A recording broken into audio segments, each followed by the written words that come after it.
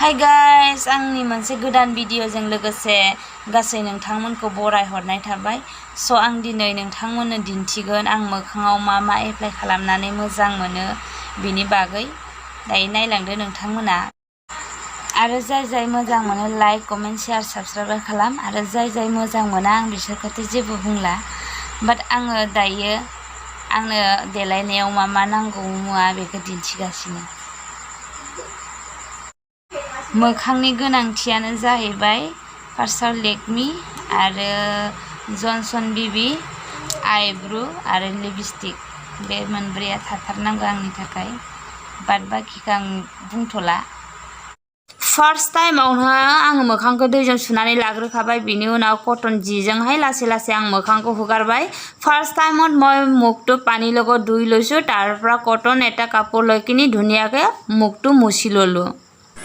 ओमफ्राय मा होनो दायो मोखाङाबो ड्राइ जाबाय। ओमफ्राय क्रिमखौ आङो इजियैनो एप्लाइ खालामनो हासिगोन।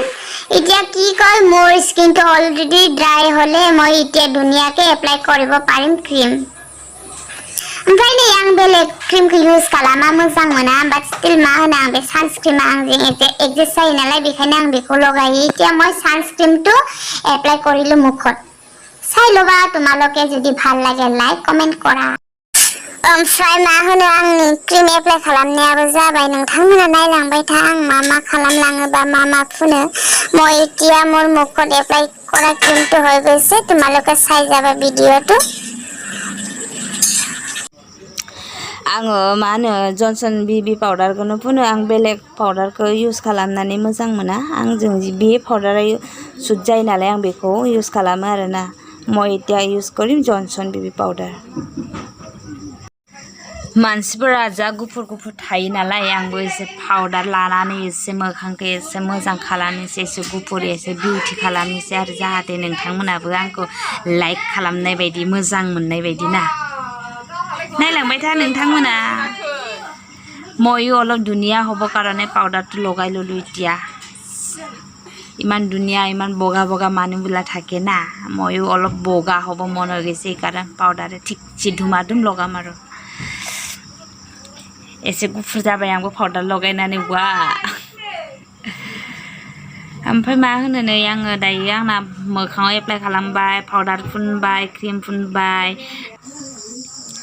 दायो आङो काजलखौ आखिनानै लानोसै। आखिबाय नै, माने एसे मानसि गाज्रिखौबो माने बेफोरबायदि देलायबा एसे स्टाइल नुयो, मोजां नुयो, जाहाथे आंखौबो नुबाय बायगोनदां, बेनिखायनो आखिबाय नै।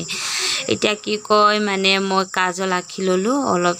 মানে বেয়া মানুহটো যদি ষ্টাইল কৰে, ভাল মানে ষ্টাইল কৰি কিনি মডেলিং কৰে, তেতিয়া ধুনীয়া মানে দেখাত ভাল লাগে না। সেইকাৰণে চাইড মোকো ভাল লাগিব, সেইকাৰণে ষ্টাইল কৰিলোঁ মই অলপ।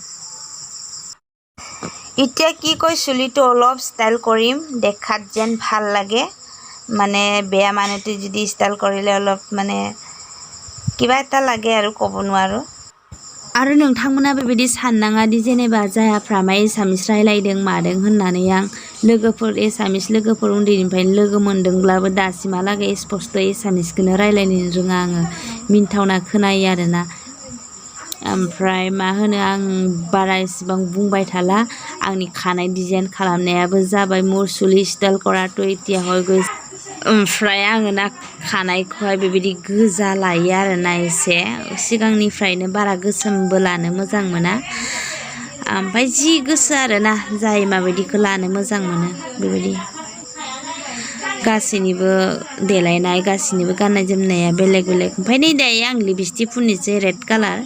आं लाइटनिं पिंक आरो रेड कालार एसे मोजां मोनो। এতিয়া কি কয় মোৰ ষ্টাইল কৰাটো কমপ্লিটেড হ'ল। এতিয়া বাকী আছে লিপষ্টিক লগাব। এতিয়া লিপষ্টিকটো লগালোঁ। যদি মোৰ ভিডিঅ'টো মানে ভাল লাগে তেতিয়া লাইক, কমেন্ট, शेयार, साबस्क्राइब কৰিবা। ओमफ्राय मा होनो आंनि देलायनाय स्टाइला बेसांखिनिल'। आं मेगन सिङाव काजल लानो मोजां मोना, मेकआप खालामनो मोजां मोना। ओमफ्राय आङो क्रिम लगायो, लिपस्टिक लायो आरो मिसुगुराव एसे काजल आखियो। बाय बाय आंनि भिडिअ'खौ जोबजासे नायनायनि थाखाय।